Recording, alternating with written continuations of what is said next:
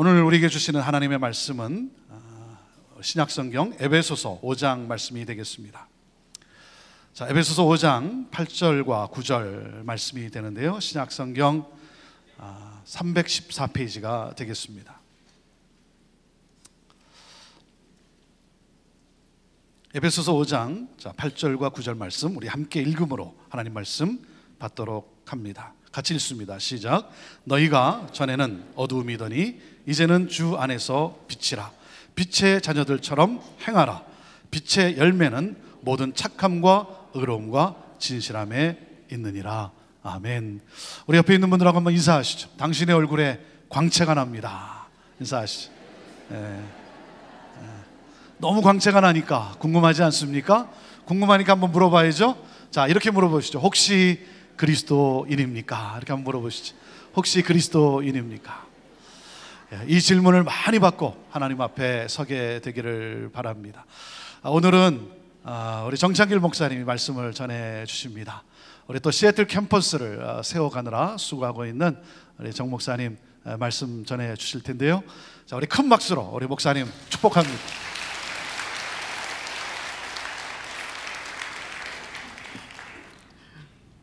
한번 기도하겠습니다. 참 좋으신 하나님 감사합니다. 하나님을 예배하는 그 거룩한 자리에 우리를 불러주셨고, 오늘도 에베소서의 말씀을 통해서 하나님의 음성을 우리 가운데 들려주시는 줄로 믿습니다. 하나님, 그 말씀이 우리의 삶이 되게 하시고, 우리의 삶에 하나님 그 말씀의 열매가 맺히게 하시고, 그 열매를 통하여 하나님께 영광을 올려드리게 인도하여 주옵소서. 우리의 마음을 붙들어 주시옵소서. 예수님의 이름으로 기도하옵나이다. 아멘. 아멘. 예, 오늘 같이 말씀을 나누면서 하나님의 은혜가 우리의 심령을 채우게 되기를 원합니다. 예수님을 안다라고 하는 것 우리에게 특권입니다. 예수님을 안다는 것 우리에게 축복이 아닐 수 없습니다. 예수님이 믿어진다는 것 이것은 은혜입니다. 사도 바울이 오늘 말씀 가운데 예수님을 모르는 삶과 예수님을 아는 삶은 어두움과 빛과 같이 확연하게 구분이 되어진다라고 말씀합니다. 그러면서 예수님이 없는 삶은 어두움에 거하는 거다, 이렇게 말씀하고 있습니다. 그 어두움의 행위들은 음행과 온갖 더러운 것들과 탐욕과 거짓과 우상 숭배들이라고 5장 1절부터 말씀하고 있는 것을 보게 됩니다. 내 안에 내가 내 자신을 돌아보면서 내 안에 그 어둠의 그림자들이 아직도 남아있는가, 아니면 그러한 것들이 다 떠나갔는가, 우리 자신을 돌아보는 시간이 되면 좋겠습니다. 그리고 다시 한번 우리 자신을 돌아보면서 내 안에 충만한 하나님의 은혜, 성령님의 역사가 나를 채우고 그것이 삶의 열매로 맺혀져 갈 수 있는 귀한 다짐의 시간이 되기를 간절히 바랍니다. 온갖 더러운 것들 속에 속해 있는 그러한 삶을 보고 이러한 것은 본질상 진노의 자녀다라고 이야기합니다. 예수 그리스도가 우리 안에 들어왔다면 우리는 더 이상 그러한 더러운 곳에 거할 수 없다라고 하는 것입니다. 예수님과 더러운 것들이 같이 공존할 수 없다라고 하는 것이죠.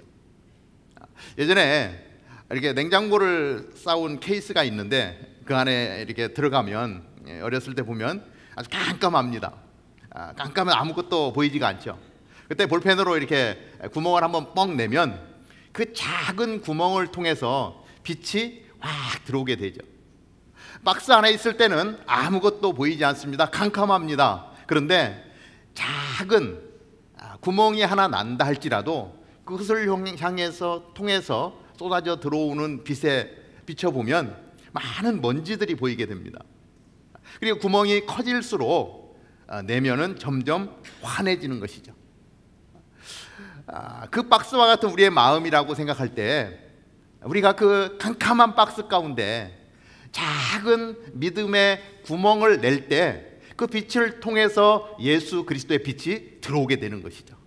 예수 그리스도의 빛이 들어오면 내면이 밝아지는 것입니다. 환해지는 것입니다. 믿음의 분량이 커질수록 내 안은 더욱더 밝음 가운데 드러나게 된다라고 하는 것입니다.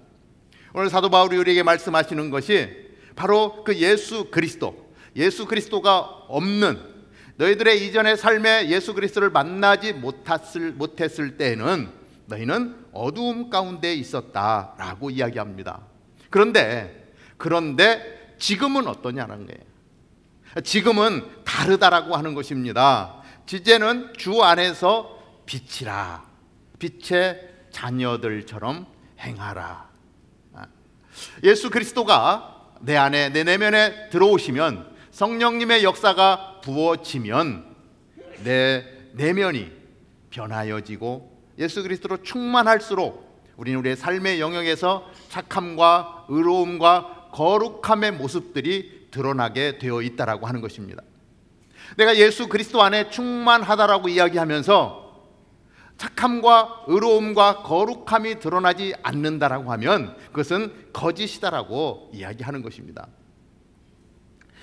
이 말씀을 보면서 과거에 내가 예수님을 만나지 못했을 때의 나의 상태는 어떠했는가, 그리고 나서 이제는 예수 그리스도 안에 있는 지금과 그 과거의 모습이 어떻게 다른가라고 하는 부분을 점검해 보면 좋겠습니다. 좋은 영상이 하나 있더라고요. 그래서 예수님 만나기 이전과 만남 이후에 달라졌던 모습들을 보면서 나 자신을 한번 비추어 보는 그러한 시간이 되면 좋겠습니다.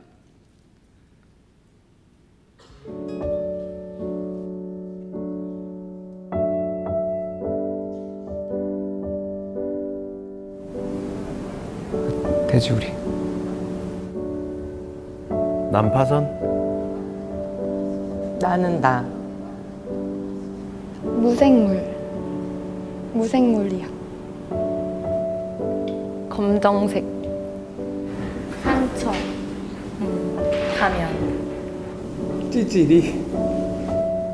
망나니요. 정말 생각 없이 살고 있었고 계속 같은 고민을 해결하지 못하고 그 두려움에 갇혀서 계속 돌고 도는 고민 속에 갇혀 있어서요.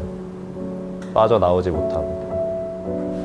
내가 상처를 주는 거에 대해서 잘 몰랐던 것 같아요. 이제 알게 된 거예요. 네.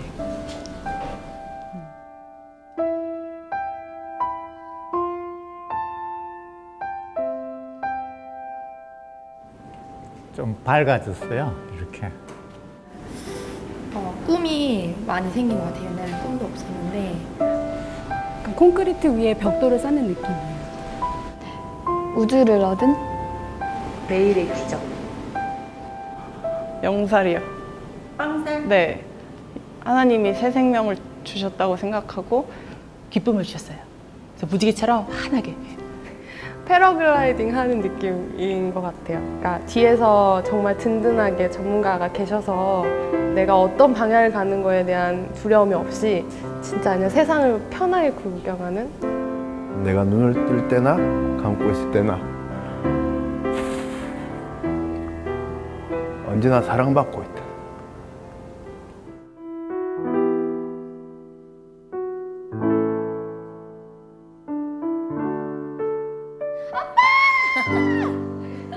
아빠, 저 왔습니다.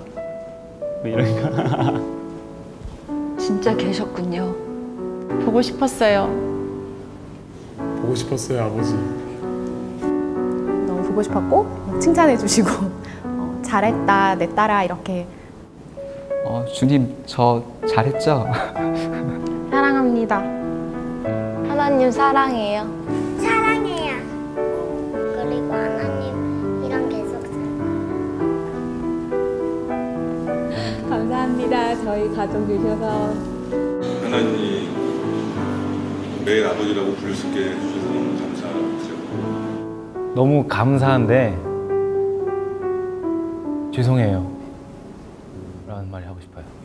하나님 언제부터 저를 보셨나요?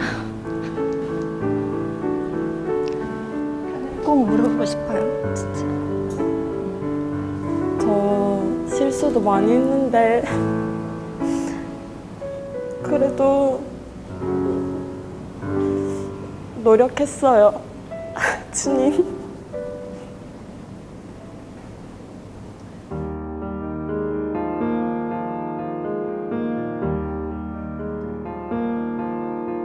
어떤 말을 해주기보다는 그냥 하나님의 사랑을 느끼게 해주고 싶어요. 만났으면 좋겠어. 하나님 정말 만났으면 좋겠어. 같이 하나님 만나서 천국 가자. 예수님 믿으세요. 좋아요. 그 말 할 것 같아요. 참 좋은데 이걸 말로 설명할 수가 없고. 하나님이 당신 기다리고 있어. 진짜 좋아요. 그리고 진짜 큰 꿈을 꾸게 되는 것 같아요. 저처럼 변화되는 삶을 살았으면 좋겠어요. 라는 말이 하고 싶습니다.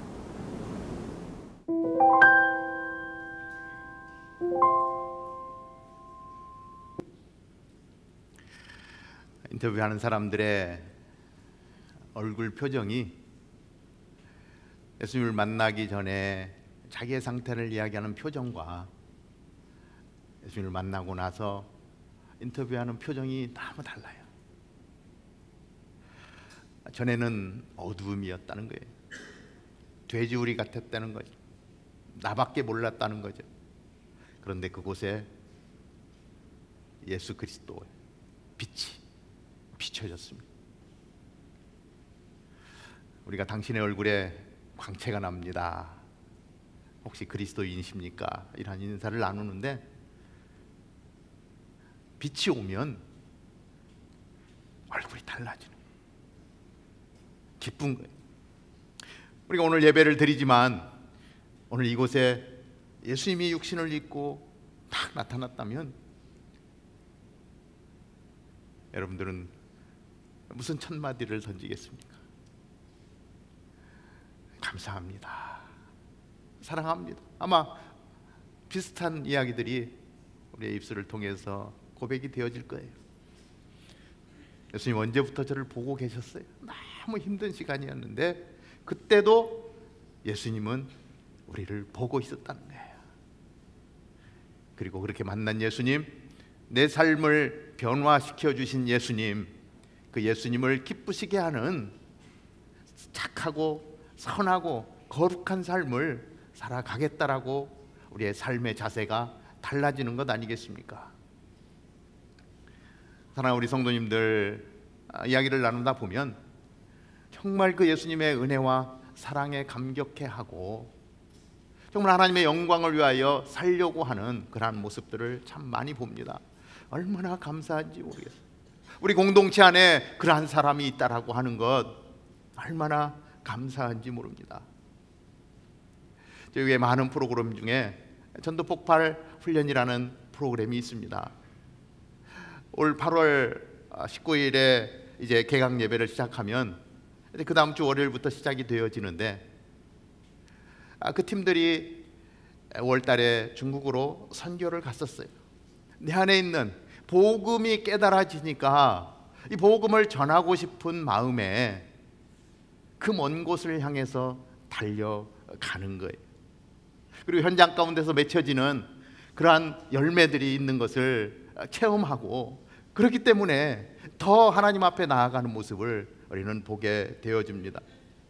복음을 품고 그것이 우리의 삶을 변화시키는 그러한 속에서 하나님의 영광을 위하여 나아간 그 삶의 모습, 우리 사랑하는 자매님의 간증을 통해서 한번 들어보도록 하겠습니다.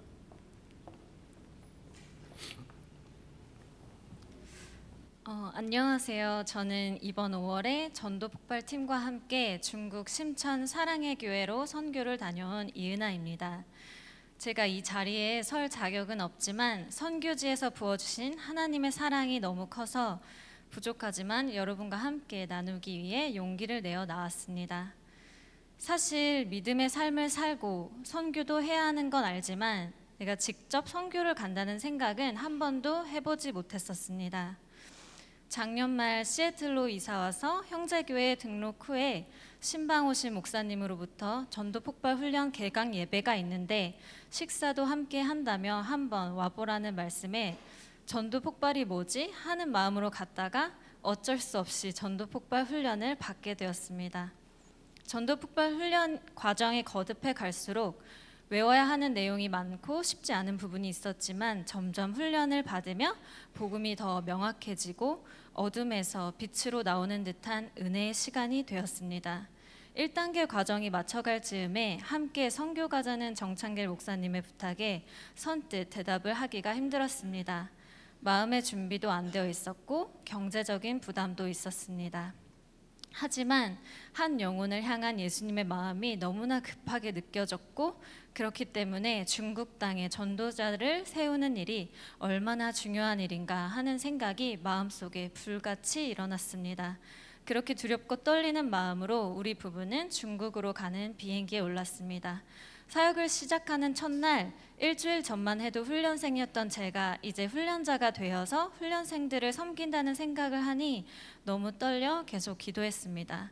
오전 오후반으로 나누어서 정 목사님이 강의를 하신 후에 훈련자들은 훈련생들에게 복음 제시 전문을 외우는 것을 돕고 그분들이 관계하고 있는 사람들, 가족이나 친구, 동료분들에게 함께 복음을 전하러 갔습니다.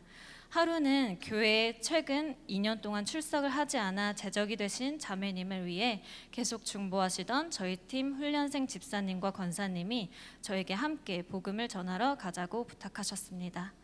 그분을 만나기 위해 저희는 1시간을 차로 달려갔습니다.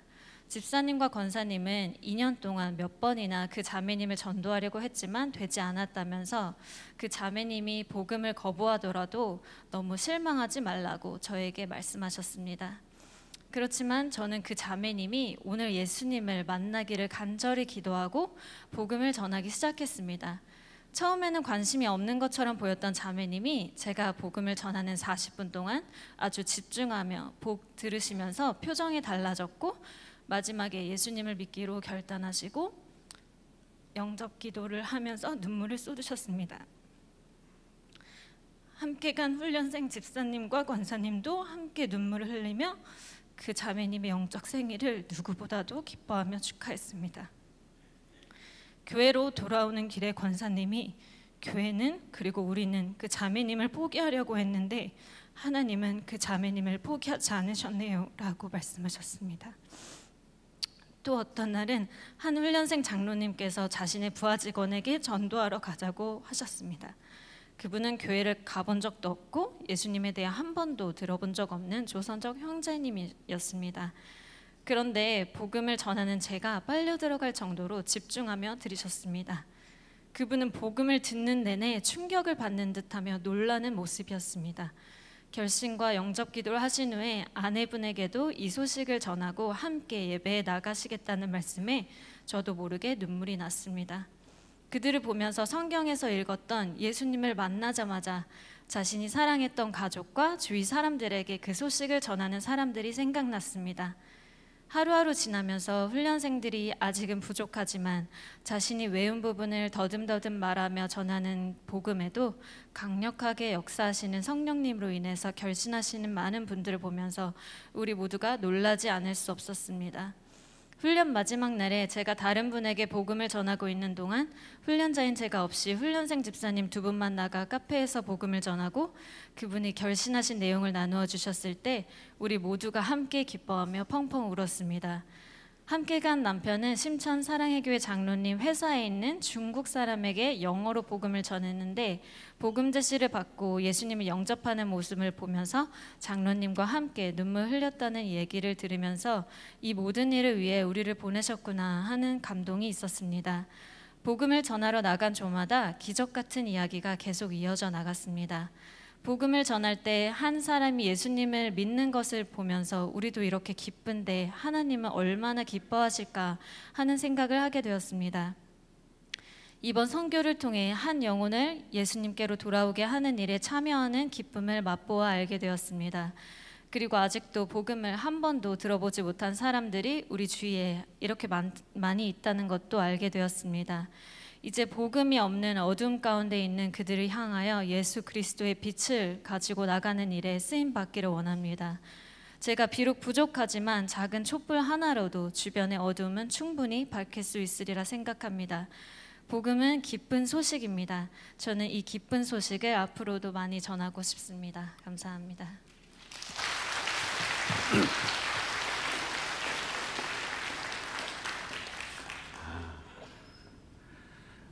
복음의 현장 가운데 부어진 하나님의 은혜, 작은 촛불과 같은, 우리는 저는 보잘것없어요 라고 이야기하기를 좋아합니다. 그러나 여기에 계신 분들이 다 촛불이 되어서 한꺼번에 모인다면, 한꺼번에 이 지역 가운데 촛불을 밝힌다면 이 지역은 환하게 어둠이 떠나가게 될 줄로 믿습니다.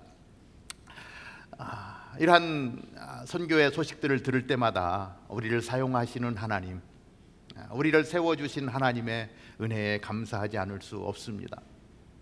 저희 교회는 아버지 학교로 유명하지 않습니까? 사실 아버지들을 만날 때마다 저 사람은 정말 성령님도 어쩔 수 없는 분이다, 이런 생각이 드는 그런 분들을 종종 만나게 됩니다. 막 아집으로 고집으로 똘똘 뭉쳐있고 그 완고한 성격을 누가 바꿀 수 있겠습니까? 자기의 유익만을 구하고 있고 고집불통에다가 이기적인 삶만 살아가는 그런 모습들, 안타까운 모습들이 보여질 때 저분을 누가 바꿀 수 있겠는가? 그런데 아버지 학교가 진행되는 동안에 어둠으로 꽉 차 있는 그 마음 가운데 한 줄기 빛이 들어가면서 그 안에 가득 차 있는 어둠이 사라져가는 변화된 모습들, 얼굴에서 빛이 나는 모습들을 보면서 정말 예수님이 들어가시면 저렇게 변하는구나.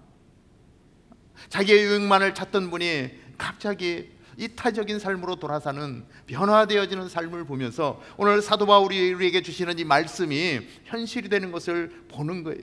너희가 전에는 어두움이더니 이제는 주 안에서 빛이라. 그렇게 빛을 발하는 삶으로 변화되어져 간다라고 하는 것입니다. 빛이 들어오면 일상의 삶에서 우리는 착함과 의로움과 거룩함의 삶의 모습들이 드러나게 된다라고 하는 것입니다.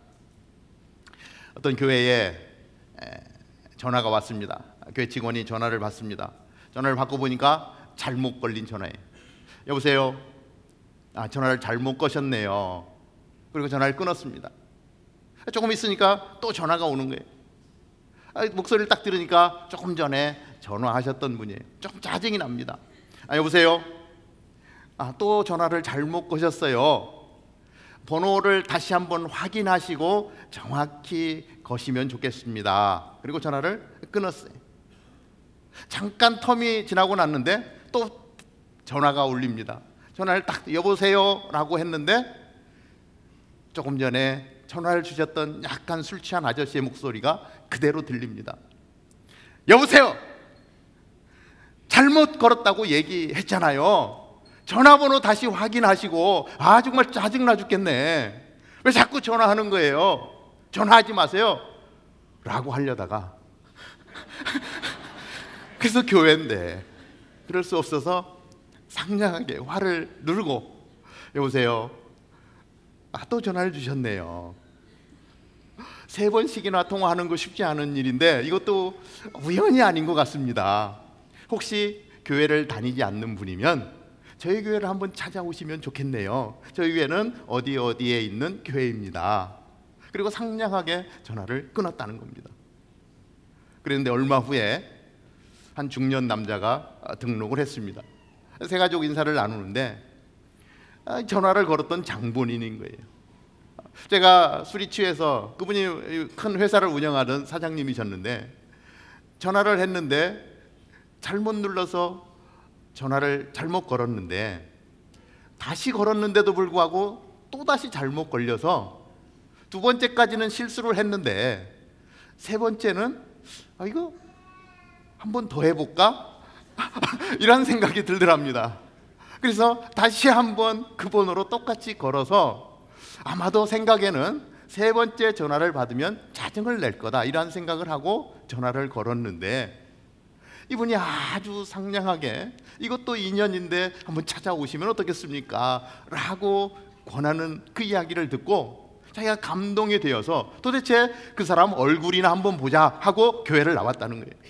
그리고 그 얼굴을 보고 나니까 교회 분위기가 너무 좋아서 오늘 등록을 하게 되었습니다 라고 이야기했다라고 하는 것입니다.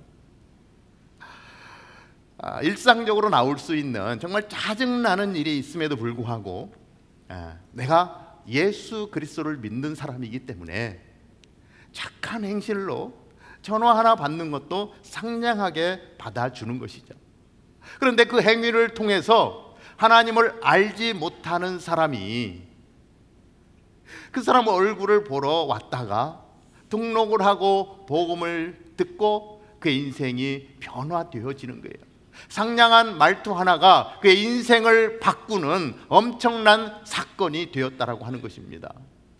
예수 그리스도가 내 안에 있는 사람이라면 우리의 삶에서 그러한 착한 행실이 드러나야 되고 의로움이 드러나야 되고 거룩함이 묻어나야 될 줄로 믿습니다. 오늘 사도 바울은 너희들이 예수 그리스도 안에 있으면 의의 열매를 맺는 것이 당연한 것이다. 이제는 빛의 자녀들처럼 행하라고 그렇게 말씀하십니다. 아니, 명령하십니다. 오늘 이 시대를 살아가는 모든 크리스찬에게 하나님은 명령하고 있는 줄로 믿습니다. 그런가 하면 가끔 이렇게 교회 생활을 하다 보는데, 교회는 오래 다녔는데도 불구하고 그의 삶의 방식에서 어둠의 그림자들이 드리워져 있는 모습들을 보기도 합니다. 교회를 나와도 여전히 완악합니다. 여전히 이기적입니다. 음담패설을 하면서 자랑으로 여깁니다. 세상 풍조를 따라가고 있습니다. 교회를 오래 다니다 보니까 직분도 받아요. 직분을 받으면 교회에서 어른 역할을 하려고 합니다. 당신의 생각대로 모든 것을 하려고 하는 것입니다. 그러다 보니까 분쟁이 나지고, 그러다 보니까 때로는 교회가 갈라지는 그런 일들도 일어나고 있는 것이 오늘의 현실이라고 하는 것입니다. 교회는 나오지만 아직도 어둠 가운데 갇혀 있는 그 심령 가운데 진짜 예수 그리스도의 빛이 비춰지지 않은 아직도 어둠의 모습이 있다라고 하는 것이죠.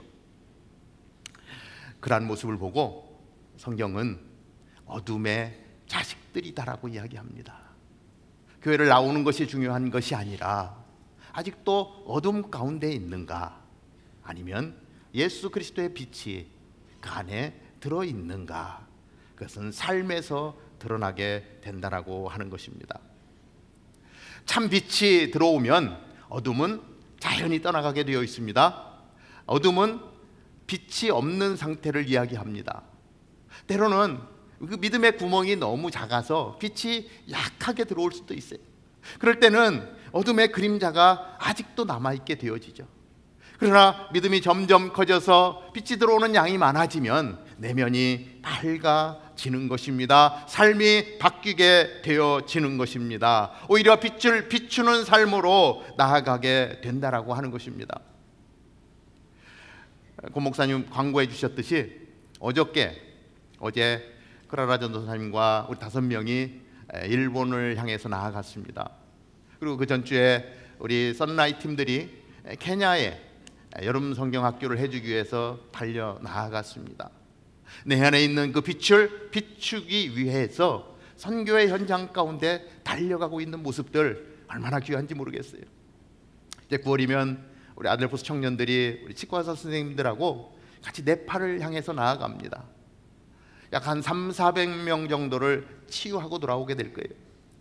이를 치료하는 것도 중요하지만 그들을 만나고 그들 가운데 덮여있는 그 어두움을 우리 가운데 있는 예수 그리스도의 빛으로 비추고 예수 그리스도를 전하는, 복음을 전하는 귀한 일들을 감당하는 시간이 되어질 것입니다.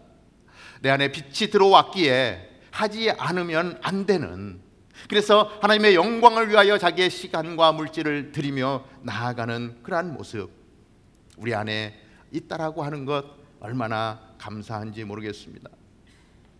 예수님이 길을 걸어가다가요, 무화과 나무에 열매를 구했으나 열매가 없는 것을 보고 저주하셨어요. 다시 돌아오는 길에 보니까 그 나무가 다 말라버렸어요. 예수님이 그 나무는 열매를 보고 나무를 알지니 이렇게 말씀합니다.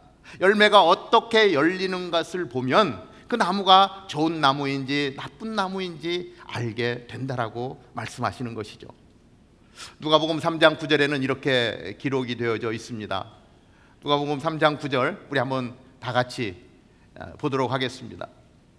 시작. 이미 도끼가 나무 뿌리에 놓였으니 좋은 열매 맺지 아니하는 나무마다 찍혀 불에 던지우리라. 무서운 얘기입니다. 이미 도끼가 나무 뿌리에 놓여 있다는 거예요. 좋은 열매를 맺지 않는 나무는 나무마다 찍혀서 불에 던지우게 된다라고 하는 것입니다. 이것이 나무가 아니라 오늘 이 시대를 살아가는 우리의 삶의 이야기라면 나는 지금 어떠한 열매를 맺어가고 있는가? 혹시라도 내 삶의 뿌리에 도끼가 놓여 있는 것은 아닌가? 우리는 자신을 돌아볼 필요가 있다라고 하는 것입니다. 나의 삶 가운데 의로운 열매가 맺혀가는가? 거룩함의 열매가 맺혀가는가? 착한 행실들이 주렁주렁 열려가고 있는가? 많은 열매를 맺을 때 예수님이 우리를 보고 너의 삶은 진짜야라고 말씀하지 않겠습니까? 시애틀 캠퍼스가 1월에 세워졌습니다. 시애틀 캠퍼스가 세워지면서 많은 성도님들이 시애틀 캠퍼스를 위해서 기도해 주시고 섬겨 주셨어요. 때로는 개인적으로 와서 예배를 드려 주시고 같이 섬겨 주시고, 때로는 순회에서 음식을 만들어 오시고, 교구가 연합해서 청년들을 사랑으로 대접하는 그러한 시간들, 멘토로 세워주신 분들이 그 셀을 하나 맡아서 셀장들과 대화하고 상담해주고 1대1을 통해서 신앙의 성숙을 이루어주고, 이러한 소문이 나니까 많은 청년들이 계속해서 몰려오고 있습니다. 시간이 좀 지나니까요, 정말 멋진 청년들인데 고민들도 들어와요. 목사님, 정말 친한 친구가 있었는데요, 그 친구가 저를 배신해가지고 엄청난 금전적인 손실을 보고요, 금전적인 손실보다도 이 친한 친구에게 배신을 당했다는 그 마음 때문에 잠을 못 자고 있습니다. 이 친구를 어떻게 원수를 갚을까 정말 밤을 새면서 고민하고, 내가 받았던 것보다 더 많은 것으로 갚아주려고 지금 아이디어를 짜고 있습니다. 이런 친구가 나오더라고요. 수련회에 가서 말씀을 대하고 하나님의 은혜를 구하는 중에 친구가 고백을 해요. 목사님 말씀을 읽는 중에 예수님이 십자가에 달려 돌아가시면서 자기를 십자가에 못 박는 사람들을 용서해 주는 모습을 보고 제가 크게 깨우쳤습니다. 하나님, 나를 배신했던 그 친구 원수를 갚으려고 했는데 이제 선포합니다. 그 친구를 용서하겠습니다. 그리고 우는 거예요. 한 여학생이 찾아와서, 목사님, 정말 사랑하는 남자친구가 있는데 자꾸 도를 넘는 요구를 해오는데 어떻게 해야 될까요? 저 요구를 들어주지 않으면 남자친구와 헤어질 것 같은데 어떻게 해야 될까요? 예배하는 도중에 그 자매가 이야기합니다. 목사님, 귀중한 것을 제가 지키기로 했습니다. 순결을 지키겠습니다. 착함과 의롭게 살아갈 수 있도록 설사 헤어지는 일이 있더라도 지켜야 될 것은 지키겠습니다. 뭐 이렇게 이야기하는 거예요. 얼마나 감사한지 모르겠어요. 회복되어지는구나. 더러운 어둠의 행실로 묻어날 수 있는 상황인데도 불구하고 그런 더러운 것들 가운데서 자신을 지키려고 노력하는 그 모습을 보고 얼마나 감사한지 모르겠어요.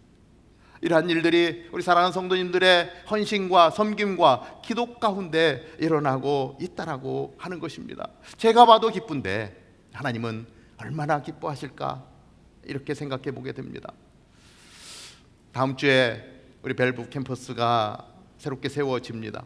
이미 많은 분들이 헌신해 주셨고요, 열심히 아주 작정하고 나아가는 그 모습을 보고 얼마나 감사한지 모르겠어요. 우리 시애틀 형제교회가 하나님의 은혜를 주셔서 이렇게 부흥을 이루고 하나님의 영광을 위하여 나아가는 교회였는데 이제는 건강한 교회를 낳는, 거룩한 교회를 낳는 그러한 교회가 되지 않았습니까? 이제까지 우리 형제교회 또한 분열의 아픔을 겪었던 그러한 교회입니다. 그런데 이제 분열이 아니라 정말 건강한 교회를 잉태하고 이제 때가 되어서 교회를 세우면서 아직도 벨뷰 지역에 하나님을 모르는 영혼들을 향해서 나아가겠다라고 하는, 복음을 들고 그 땅의 영혼을 품기 위해서 달려나가는 것 아니겠습니까? 그러한 건강한 교회가 세워지는 것을 가장 싫어하는 것은 사탄입니다. 그 사탄이요 계속해서 공격하는 거예요. 이러한 저러한 이유를 대면서 계속 교회가 세워지지 못하도록 공격을 해옵니다. 그러나 여러분 속지 마십시오. 분열이 아니라 건강하게 교회가 세워지는 것, 이 시애틀 지역에 그렇게 건강하게 교회가 세워진 적이 얼마나 있습니까? 하나님이 새로운 역사를 우리를 통해서 쓰신다라고 확신합니다. 시애틀 캠퍼스를 뿐만 아니라 벨뷰 캠퍼스가 세워지고 그 캠퍼스를 통해서 맺어지는 열매를 보고 그때 비로소 우리는 평가에도 늦지 않는다라고 하는 것입니다. 그래서 그 교회를 통해서 수많은 영혼 구원의 은혜가 임하도록 어둠 가운데 있는 자들이 자유함을 얻을 수 있는, 빛 가운데로 나올 수 있는 거룩한 교회가 세워지는 것, 그 일을 우리 형제교회를 통해서 하시는 것이 아니겠습니까? 형제교회가 맺어가는 또 다른 의의 열매인 줄로 믿습니다. 한 선생님이 바구니에 꽃을 가득 담고 학생들에게 물었습니다. 자, 이것이 무엇이냐? 학생들이 대답합니다. 선생님, 꽃바구니입니다. 향기가 너무 좋네요. 선생님이 그 꽃을 다 빼더니 거기에 생선을 담았습니다. 자, 여러분 이것이 무엇입니까? 학생들이 대답합니다. 선생님, 그것은 생선 바구니입니다. 비린내가 나네요. 선생님이 말씀합니다. 자, 바구니는 똑같은 바구니인데 이 안에 무엇을 담느냐에 따라서 이름이 달라진다. 무엇을 담느냐에 따라서 향기가 나든지 비린내가 나든지 한다.